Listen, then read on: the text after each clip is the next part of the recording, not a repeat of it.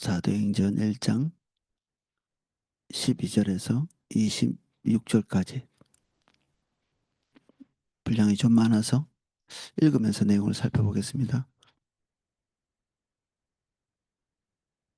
전체 내용은 유다 대신에 마띠아를 새로운 사도로 어, 선정하는 내용입니다. 12절입니다.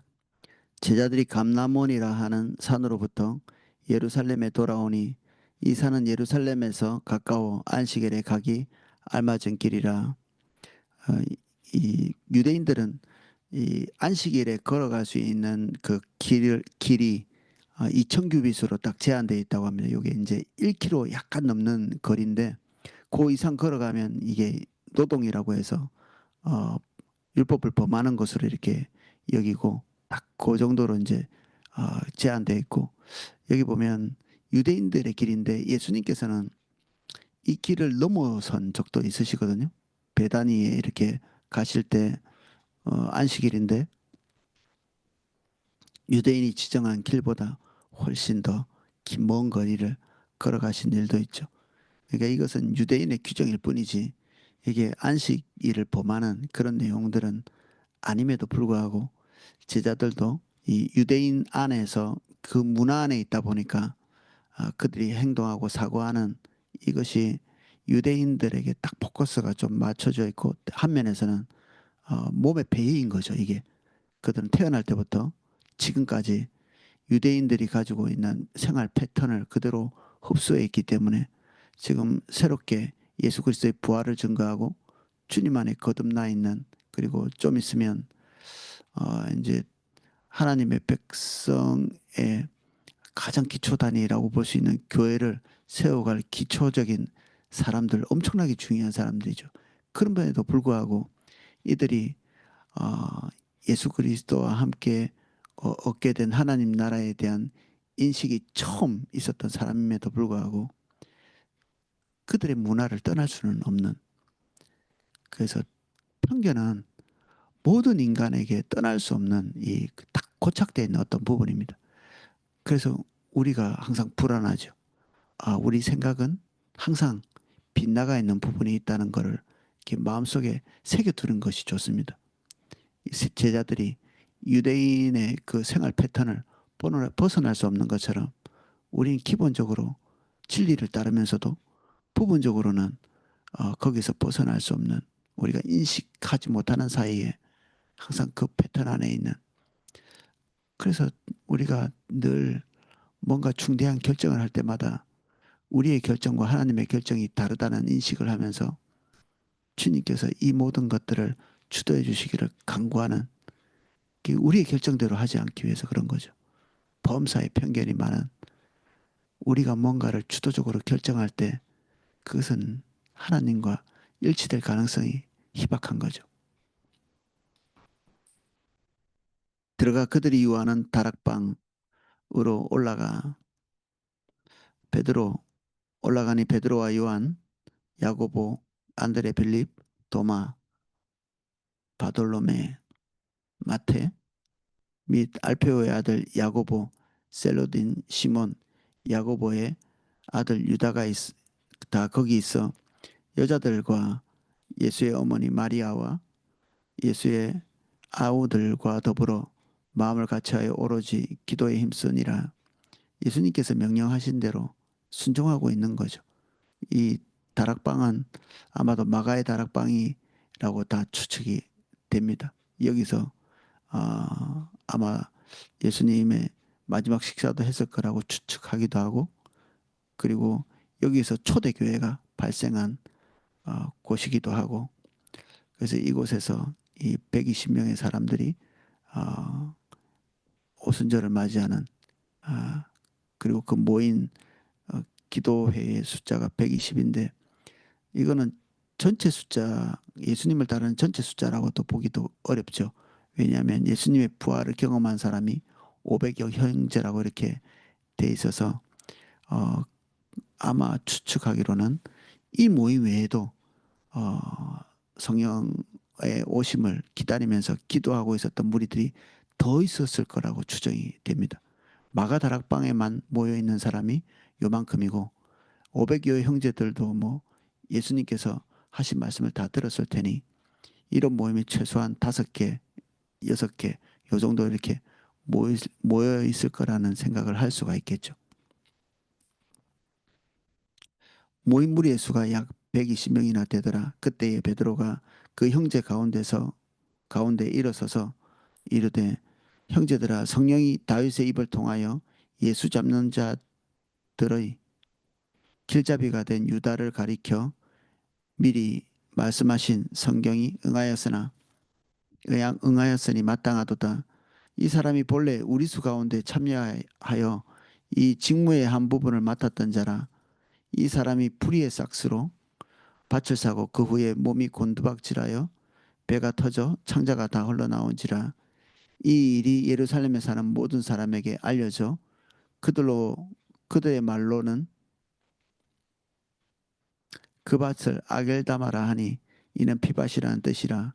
시편에 기록하였을 때 그의 거처를 황폐하게 하시며 거기 거하는 자가 없게 하소서 하였고 또 일렀을 때 그의 직분을 타인이 취하게 하소서 하였도다. 이러함으로 요한의 침례로부터 우리 가운데 올려져 가신 날까지 주 예수께서 우리 가운데 출입하실 때 항상 우리와 함께 다니던 사람 중에 하나를 세워 우리와 더불어 예수께서 부활하심을 증언할 사람이 되어야 하리라 하거늘.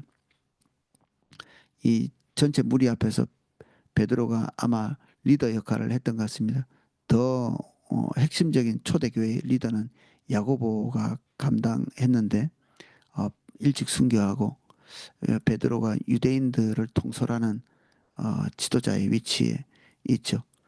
이 베드로가 어, 아마 구약 성경에 그렇게 뭐 정통한 것은 아니지만 그게 기본적으로 유대인이니까 가지고 있던 어, 지식들, 그 지식이 지금 이렇게 성령님 안에서 이렇게 새롭게 거듭나 있는 것들을 보죠.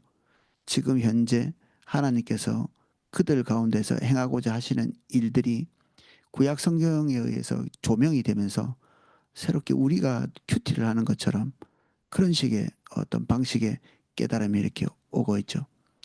주님이 이렇게 어, 초대교회를 이끌어가는 중요한 방식 중에 하나가 이런 방식이고 오늘날 우리가 목사님들이 설교하는 방식도 이런 거하고 비슷하게 이제 형태가 갖춰져 가고 있는데 제일 처음 보이는 형식이 이제 베드로가 시작한 이런 형식들이죠.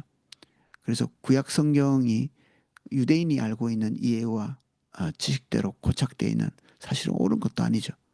유대인들이 자기중심적이고 그리고 이 게토, 자기 민족 안에 딱 갇혀 있는 그런 방식, 율법주의적이고 그리고 거짓 신앙 체계 안에 있는 그 방식으로 그들의 삶을 쳐다보고 그리고 하나님의 말씀을 그 안에서 재해석하면서 하나님의 뜻과는 거리가 있는,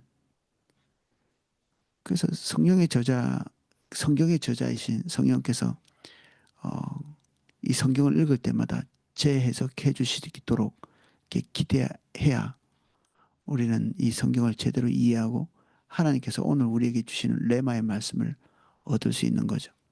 그래서 그들의 종교적 신념에 따라서 해석해온 이런 방식대로 해석하는 것이 아니라 성령 안에서 이런 것들을 해석하는 어, 그리고 그들과 함께 3년간 같이 지냈던 유다에 대한 그들의 애정이 아마도 지금까지 식지 않았을 거라고 믿어지면서도 동시에 유다가 했던 치명적인 이 범죄 그리고 다시 되돌릴 수 없는 이런 치명적인 일들을 여기에 거론하고 있습니다. 우리는 하나님께 버림받은 그리고 자기 자리에 있어야 될 자리를 이탈하면서 자기 뜻과 계획을 따라서 가는 사람들을 우리는 종종 만나죠. 마음이 아프죠. 왜냐하면 그가 어, 과거의 우리들과 지금까지 나쁜 관계를 가지고 간 것이 아니고 좋은 관계를 가지고 갔기 때문에 이 유다 같은 경우에도 굉장히 중요한 직분을 맡았고 그리고 모든 사람들이 유다에 대해서 아주 한 일점도 의심하거나 그리고 부정적인 인식을 갖지 않았던 걸 볼 수 있거든요. 지금 여기에서 유다가 했던 모든 일들이 다 모든 사람에게 알려져서 노출된 이 시점 이전에는 유다에 대한 부정적 감정들이 아무도 없었던 거죠. 오로지 예수님만이 유다의 중심을 하시고 유다가 할 범죄를 하시고 그의 삶을 아, 자극하고 돌이키기 위해서 경고도 하시고 그죠. 결국 그는 이제 돌이키지는 못하죠. 그러면 이제 우리가 우리를 떠나간 자들에 대해서 어떻게 생각할 것인가?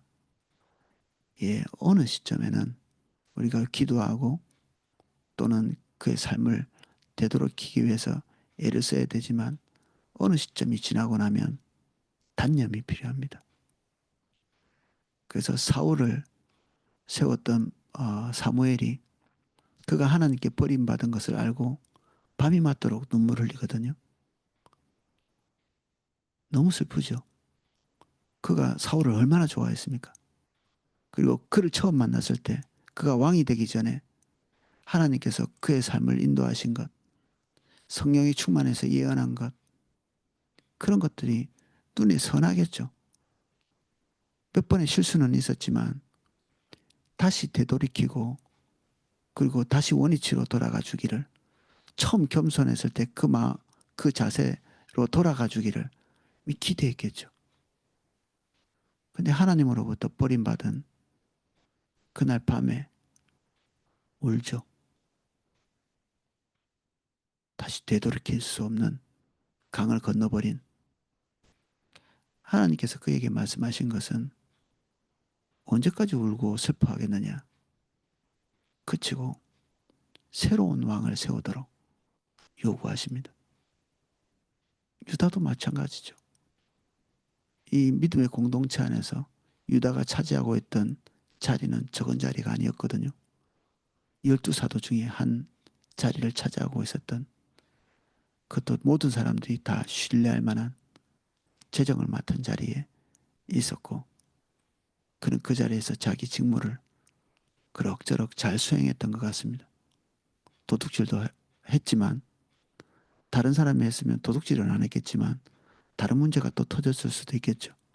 늘 돈 계산 실패하고 도대체 뭐 돈을 어디다 썼는지도 모르고 지금 얼마 있는지도 카운트도 제대로 못할 수도 있겠죠. 어떤 사람들은.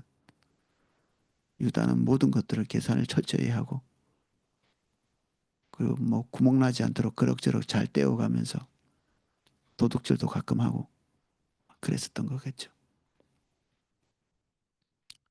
그래서 지금 여기까지 와 있을 때는 그에 대한 연민을 버리고 새로운 일꾼들을 세워야 되는 거죠. 하나님의 백성이 하나님의 공동체에서 떨어져 나가는 것을 절대 기뻐하시지는 않죠. 하나님께서. 그리고 교회는 정말 깡패 집단처럼 뭐 이렇게 냉혹하게 누군가를 잘라내고 이런 것도 아닙니다. 그러나 자기 스스로 결정하고 돌이키지 않고 자기 길로 가기로 결정한 자들이 어느 정도 선을 넘게 되면 하나님과 함께 단념하고 포기하는 그 지점이 있는 거죠. 그러면 그 사람에게 연연하지 않고 새로운 사람을 세우는 거죠. 다윗을 세우고 여기 오늘 우리가 보게 될 마띠아를 세우고 그러면서 하나님의 비전을 따라서 이 공동체가 건강하게 갈 수 있도록 시스템을 만드는 것입니다. 어떤 사람이 절대적인 것은 없죠. 사람은 실수 없이 가도 어느 시점에는 그 자리를 내어주고 다른 사람에게 맡기고 가야 되는 부분이 있습니다. 합당하지 않는 지점까지 오면 합당하지 않다는 것은 굉장히 폭넓은 것입니다. 영적으로 합당하지 않거나 결정이 합당하지 않거나 또 어느 시점에는 모든 것을 잘 수행했음에도 불구하고 어, 인간이 한계가 있어서 죽음을 맞이하고 또 어느 시점엔 체력이 어, 뒷받침되지 못하면 단념하고 이제 끝을 내는 거죠. 그리고 그 다음 단계를 향해서 가는 것입니다. 모세도 더할 나위 없는 리더였지만 뭐 어떤 실수를 했던 것도 아니고 범죄했던 것도 아닌데 어떤 한계에 부딪히고 나면 자기의 직무를 영원히 계속 지속할 수는 없죠. 그러면 거기까지로 이해하고 하나님의 결정과 판단을 받아들이고 그 다음 단계로 가는 것입니다. 인간에 대한 애정, 사랑, 누구보다도 하나님께서 우리에게 가르치시는 내용이지만 그것이 하나님의 뜻 넘어서 존재할 수는 없죠. 그래서 이별도 하나님의 큰 섭리 안에서 배워야 될 중요한 덕목이죠. 이별. 그리고 나누어짐, 그 분리. 이것도 하나님의 큰 섭리 안에서 우리가 배워야 될 지혜입니다.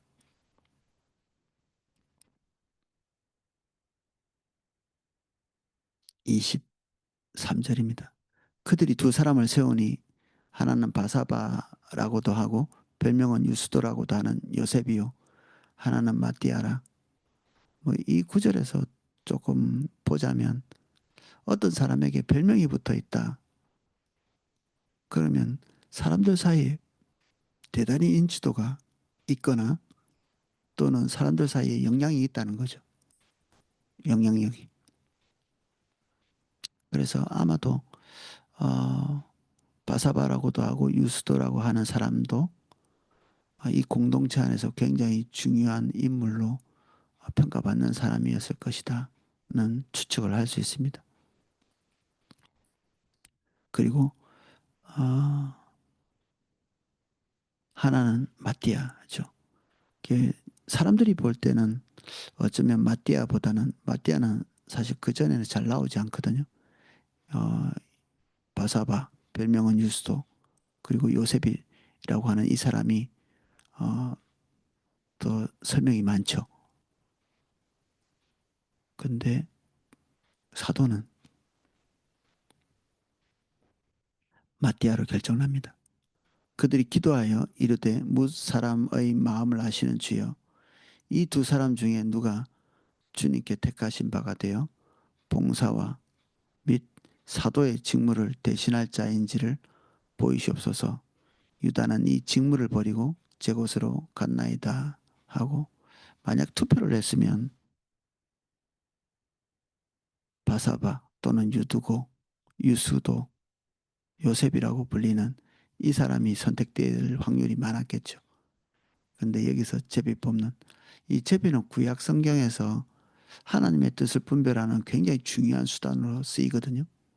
그래서 제사장의 가슴팍에 이렇게 이 주머니가 달려 있는 그 가슴판이 있는데 여기에 흰 돌과 검은 돌이 있어가지고 백성들 앞에서 중요한 결정을 할 때 이 흰 돌과 검은 돌을 중에 보지 않고 하나를 뽑아서 어떤 하나님의 뜻을 결정하는 그런 일들이 있었습니다. 이 제비 뽑는 것은 구약 성경에서 하나님의 뜻을 분별하는 굉장히 중요한 방식이었습니다. 그런데 이 제비 뽑는 방식은 여기가 마지막입니다. 여기가 성령께서 오셔서 모든 사람들 마음속에 하나님의 뜻을 알리기 시작하시면서 이 제비 뽑기는 이제 이 이후에는 나타나지 않습니다. 제비 뽑기보다 더 명료하고 그리고 제비 뽑기가 필요 없을 만큼 하나님의 뜻을 당신의 교회에게 알리시기에 이제는 이 제비 뽑기 자체를 하는 일이 없어졌죠. 교회가 기도하고 하나님의 음성을 분별하고 금식하고 중요한 결정부터 사소한 결정까지 성령 안에서 결정하는 그런 방식으로 바뀌게 됩니다. 오늘은 유다를 대신해서 마띠아를 교회가 세우고, 그리고 다음 하나님의 단계를 대비하는, 어,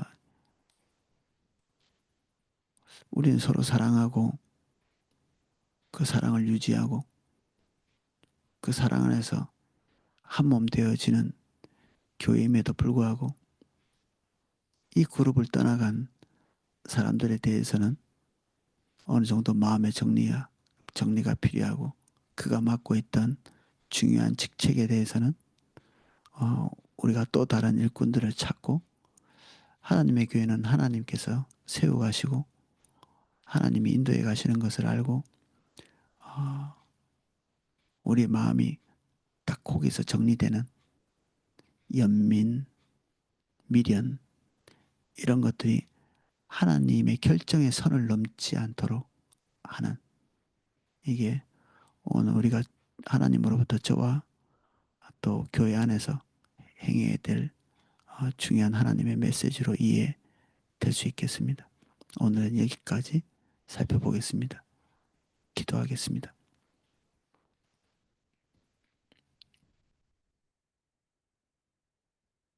우리와 함께 했고, 또한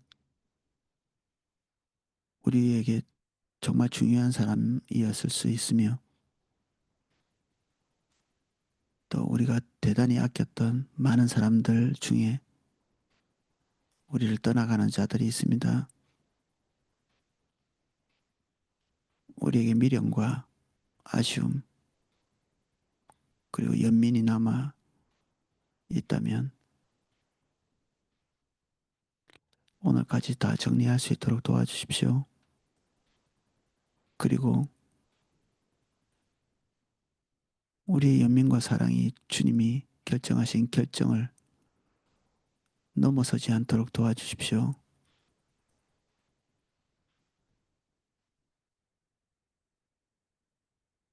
우리의 마음이 진리에 반응할 수 있도록 도와주십시오. 우리의 감정이 진리에 반응할 수 있도록 도와주십시오.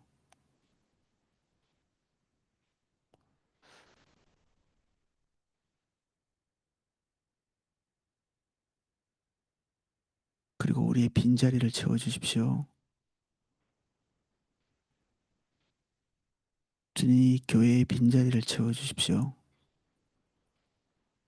주님께서 행하실 모든 일에 빈틈이 없게 우리가 보고 있는 모든 빈자리를 채우사 주의 길 가게 하여 주십시오.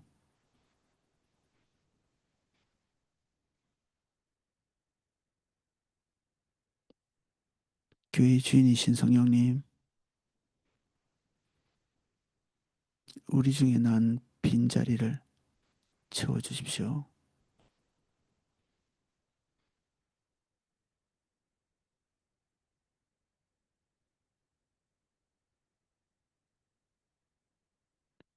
예수님 이름으로 기도합니다. 아멘.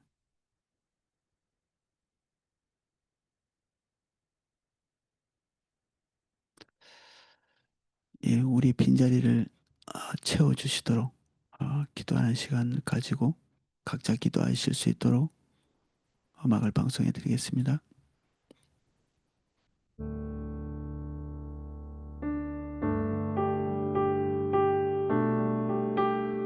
각자 기도하시다가 돌아가시면 되겠습니다.